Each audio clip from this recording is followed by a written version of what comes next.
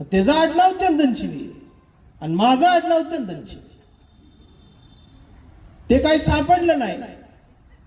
मग ते धर्म पेटला, सगळ्यात तलवारी बाहेर, आणि त्यांनी धरलं मलाच. मेन कार्यकर्ता ह्यो आहे म्हटले. आणि रात्री 1:30 वाजता दार वाजवायला लागले जोरात. बायको म्हटली दार उघडू नका. मी म्हटलं अगं नवीन बांधले, म्हटलं ते तुडतील. शेवटी मी दार उघडलं आणि लाईट लावली. लाईट एवढ्यासाठी लावली त्यांना मी अंधारात दिसावं.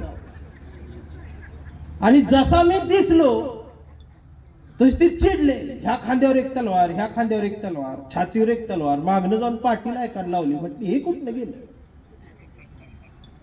आणि ते मग मेन लीडर जोरात ओरडला, म्हटले तुम्हारा भाई हमारी लड़की को लेके गया. आता मला खरं बोलायचं, मी लगेच म्हटलं हमारा भाई लड़की को लेके गया ये ठीक है, लेकिन लड़की भी गई ये भी बोलो. उसको अकेले क्यों किए कर. म्हटलं ऐसा नहीं चलेगा. म्हटलं कैसा चलेगा वो बोलो. मत मारो म्हटलं, दोनों भी पढ़ी लिखी है, अभी रहने दो. आणि आता मराठीत बोल म्हटलं, माझी हिंदी संपली. त्यालाही बरं वाटलं. ते म्हटलं अच्छा हा ठीक आहे. आणि मी मराठीत बोल म्हटलं, आमचा मनसेचा कार्यकर्ता लगेच बाहेर आला. त्याला म्हटलं विषय वेगळा आहे तो, आज ती लगेच आत गेली.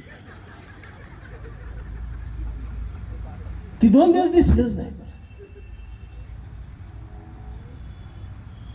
ते म्हटलं जाऊ दे, म्हटलं आम्ही प्रेम केले, राहू दे म्हटलं, 2 शिकल्यात काय करायचं. नाही म्हणले आमच्या धर्मात चालणार नाही. अरे म्हटलं धर्मात काय आलंय, काहीतरी मार्ग काढ. तर ते एकदम शांत झाले. ते म्हणले एक मार्ग आहे. म्हटलं काय. त्याला आमच्या धर्मात यायला सांग. म्हटलं जरा इसकडून सांग नेमकं काय करायचं. तर तो म्हटला त्याला मुसलमान व्हायला सांग. आणि मग माझ्या लक्षात आलं, म्हणली जन्माला येतानाच अवघडून आले, जगणंच अवघड झाले. यानं पृथ्वी, माती, गुलमोहर, गुलाब, चाफा, झाडी, डोंगर, गवत, पान, फूल असलं काही बघितलंच नाही ना आयुष्यात.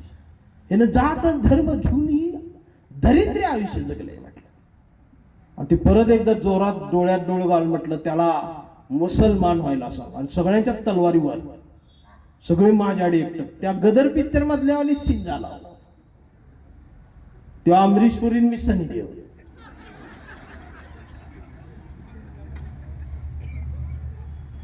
आणि मी एका सेकंदात त्याचं जगणं सोपं केलं. त्याला म्हटलं तोच का. मी बी होतो म्हटलं मुसलमान. उद्यापासून आम्ही सगळे मुसलमान. का असेल ती प्रोसेस घे म्हटलं पूर्ण करू. उद्यापासून आम्ही नमाज पडायला हजर. ते असं एकटक बघायला लागलं. आणि म्हटलं आडनाव पण बदला म्हटलं आमचं. चंदनशिवेचा वैताग आलाय म्हटलं. पण तिकडं तर म्हटलं शेर खान फटान असं उच्च करा म्हटलं. नाही पुन्हा तांबोळी मकानदार करून पुन्हा खाली ठेवू नका म्हटलं.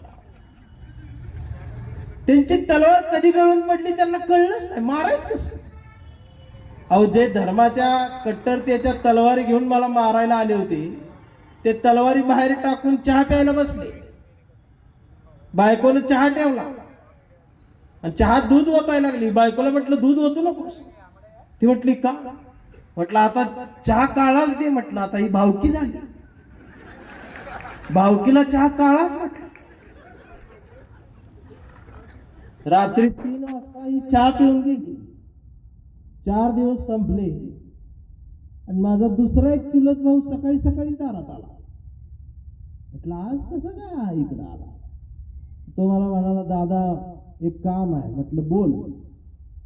म्हटलं मी मुंबईला असतो. म्हटलं माहिती आहे बोल. तर म्हटलं माझं पण सुरू आहे म्हटलं. म्हटलं मग अडचण काय. अडचण काय नाही म्हटलं मुलगी शिकलेली आहे चांगला आहे. म्हटलं प्रॉब्लेम काय. म्हटलं प्रॉब्लेम एवढाच आहे की म्हटलं मुलगी खिरच नाही.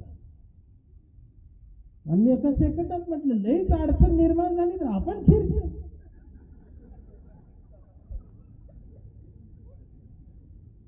तो डोकं खाजून म्हटला परवा तर मुसलमान झाला.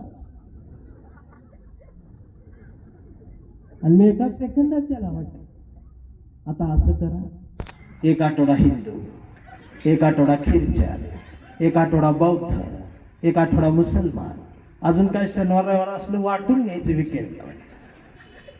घराच्या बाहेर लिहायचं सर्व धर्म समभाव, घराचं नाव संविधान, विषय संपला म्हटलं. आणि घरात हॉलमध्ये एक पाटी लावायची, ती म्हटलं कुठली, इथं माणसं राहतात ना.